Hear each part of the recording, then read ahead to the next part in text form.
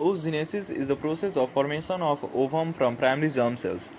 Let us see that where these primary germ cells are present. So here we will discuss about the oogenesis. So all these processes will take place in female. So the primary germ cells are present in the ovary of developing embryo. So suppose there are our primary germ cells are present here.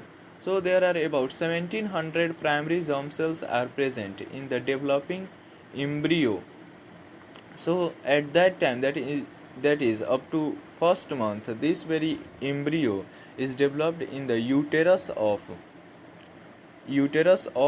mother.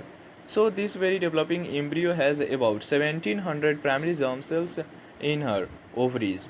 So let us see that what happens here. So these primary germ cells starts doing mitosis, and because of mitosis it will form several cells. So the cells which are formed now are known as oogonia. So there are about 70,000 to 80,000 oogonias are produced at the second month in the developing embryo, because after 10 weeks of fertilization we call embryo as fetus. And after this, all these cells starts doing mitosis, that is the oogonias, and they form 7 million oogonias at the fifth month of developing fetus. Now we will call it fetus. So these 7 million oogonias starts undergoing atresia. Not all these 7 million, some of these oogonias starts undergoing atresia. Atresia is the process in which the cells starts degenerating. So about 5 million oogonias undergoes atresia, and the remaining 2 millions are converted into primary oocytes before the birth or at the time of birth. So let us see that what happens in the oogonias, so that we can call it primary oocyte. So let us see that here are our oogonias, and it has its nucleus here. So this very, there is DNA, we know that there is DNA. Suppose this is our DNA. So there is DNA in the nucleus of that very oogonia. So the DNA starts replication, and because of replication the two chromatids are formed. So the cell will now have 100% surety that it will undergo cell division. So the cell division which take place here in the oogonia is meiosis. But meiosis is not completed here. Meiosis will be completed in the puberty. So let us see that what happens here is that in the diplotin stage of prophase 1 of meiosis 1, it is arrested because of several deactivation enzymes. And there are also some granulosa cells around this developing primary oocyte. So let me show that how these granulosa cells are present. So suppose these are the granulosa cells around it.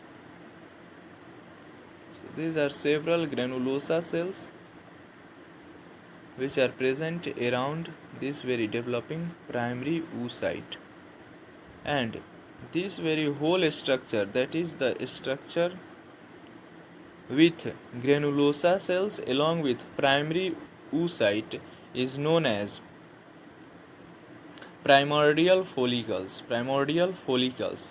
And there is also a change in this very primary oocytes between the time of puberty and after the birth, that these primary oocytes also undergoes atresia.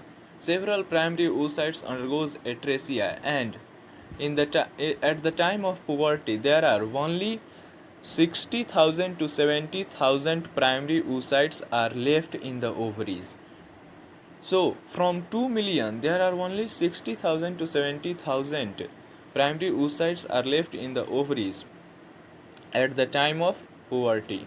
And among these 60,000 to 70,000 primary oocytes, only 400 to 500 get chance to undergoes to complete its meiosis 1, because in one menstrual cycle there is only one primary oocyte which complete its meiosis 1 and form secondary oocyte. So let us see that what happens at the time of puberty. So now the developing baby child, that is the female baby child, has now at the age of 10 or 12, when the female has its first menstrual cycle. So suppose here is our primary oocyte which is waiting for completion of meiosis 1. It has its nucleus, so it will undergo meiosis 1 during the pre-ovulatory phase, that is in the follicular stage of menstrual cycle. But before undergoing meiosis 1, we see several changes in the granulosa cells. So let us see that what happens in the granulosa cells.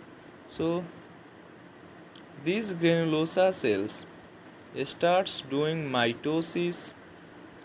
So these granulosa cells I'm going to show you here, it starts doing mitosis, and because of mitosis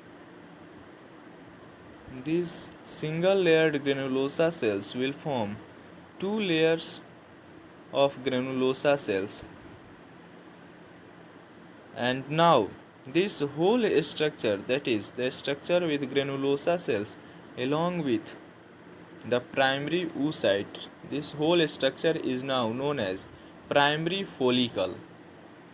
And before the completion of meiosis 1, there is another change in these granulosa cells. These granulosa cells will again form another layer. Suppose this is our primary oocyte having its nucleus here, and these are our granulosa cells. I'm not going to change here the color because I'm doing it very fast. So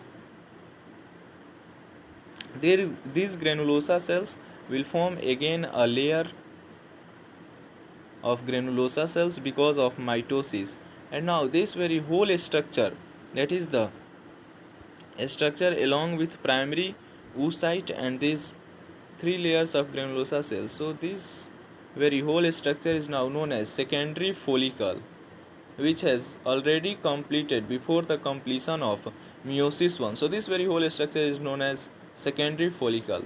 Now there is no change further in the granulosa cells before the completion of meiosis 1. So let us see that what happens in meiosis 1. So now we will form here our primary oocyte which is waiting for completion of meiosis 1 for about 12 years.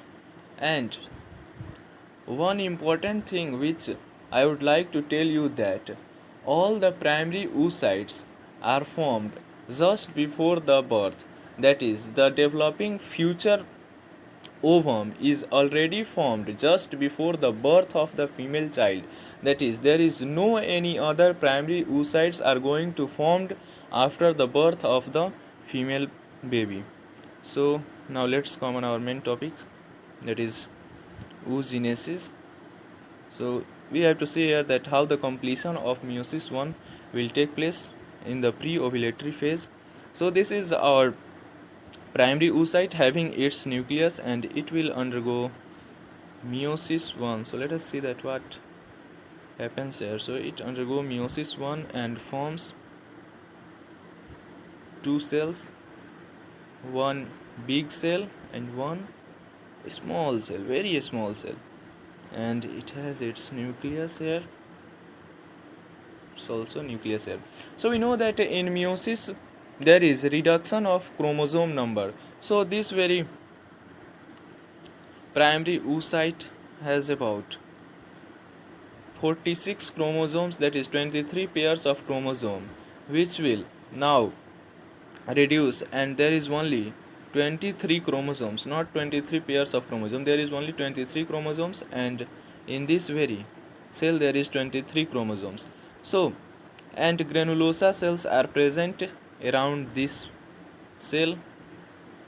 I'm not going to share the granulosa cells, but there are granulosa cells present. We will discuss later. So, this very cell, that is the large one with 23 chromosome having its nucleus, is known as secondary oocyte, and this very cell, that is the smaller one, is known as first polar body. Polar bodies are formed to reduce the number of chromosomes because we wanted that only one ovum should be formed from one primary oocytes, because we have to give chance to 400 to 500 primary oocytes to form ovum. So this very polar bodies will further divides itself through mitosis, or it will degenerate. So let's leave this very polar bodies and we will go further with this very secondary oocyte, because this is our main cell. So let us see that what happens now when the secondary oocytes are formed. Sorry, when the secondary oocytes are formed, what happens to granulosa cells now? So this is our secondary oocyte having its nucleus, and here are our several granulosa cells. So here are our several granulosa cells having several layers. So when this very secondary oocyte is formed because of completion of meiosis 1 in primary oocytes, there is another layer which is formed in this very granulosa cell. So here is other granulosa cells which are formed due to mitosis of granulosa cells, and there is a cavity which is formed between the layers of these granulosa cells, and this very cavity is known as antrum. So let us see that where is the cavity. So this very cavity is known as antrum, which is filled with nutrients for giving nutrition to the developing secondary oocyte. And this whole structure, that is the antrum, the granulosa cells, along with this very secondary oocyte, is known as tertiary follicle or Graafian follicle. So now, just before 1 day of ovulation, this whole process is completed. Now let us see that what happens on the 14th day of menstrual cycle, that is in the ovulatory phase. Let us see that what happens. So these layers of granulosa cells, let me change the color. So these layers of granulosa cells starts degenerating, so that this very secondary oocyte will release into the fallopian tube of the female, because we know that up to this very time this very secondary oocyte and this layer are present in the ovaries of in one ovary of that very female, but now in the ovulation this very secondary oocyte will have to go in the ampulla region of fallopian tube, and for going this very layer will have to be disintegrated. So these layers will disintegrate, so that this very secondary oocyte will release into the ampulla region of fallopian tube of female. So now this starts degenerating, and the structure which is formed is known as corpus luteum, which is along with this very secondary oocyte will undergo in the fallopian tube of the female. And some of the cells of granulosa, that is the granulosa cells which are attached to the secondary oocyte will form corona radiata of the ovum later on. So let us see that what happens after the when this very secondary oocyte has reached into the ampulla region of fallopian tube. Let us see that what happens after it. So the granulosa cells will form the corpus luteum, but we will now not discuss about the granulosa cells, because the granulosa cells which are attached to the secondary oocyte will form the corona radiata, which I have told you.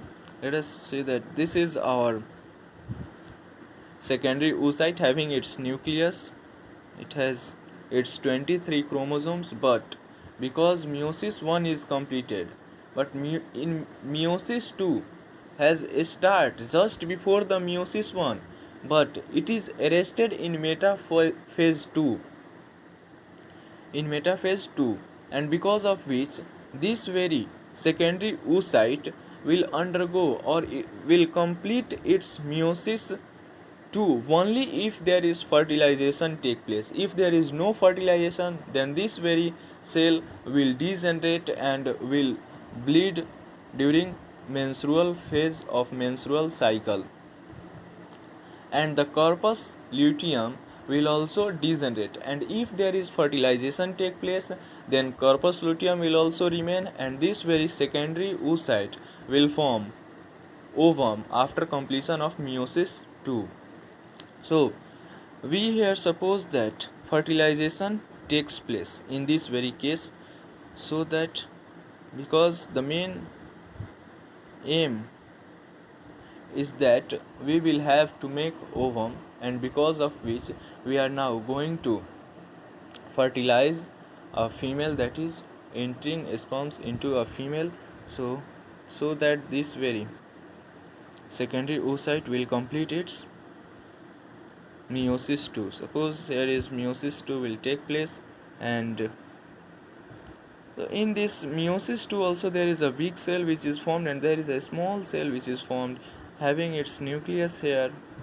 And in meiosis 2 we know that the chromatids are going to divide, there is no doubt in it.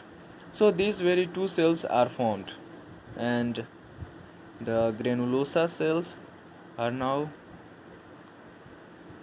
has converted into corona radiata, which is a layer outside the ovum.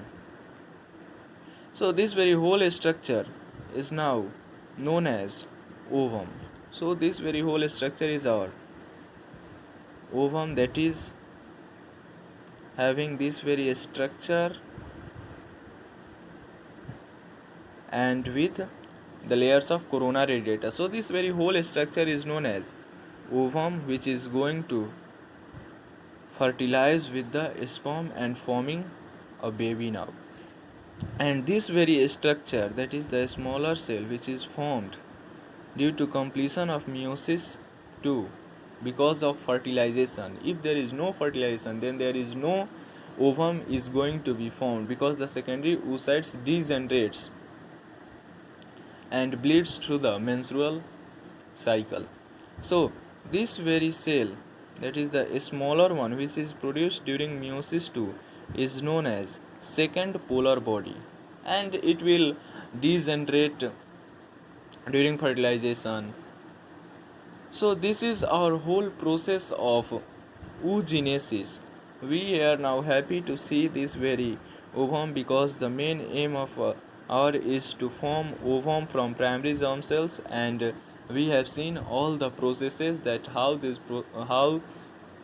the primary germ cells will form ovum, and the only lucky 400 or 500 primary oocytes will get the chance to go into the menstrual cycle one by one, and the remaining 58,000 or above that primary oocytes will undergo atresia, and they will degenerate. They are the unlucky primary oocytes. So there is also the chance of luck. And that's all about the oogenesis. That's all.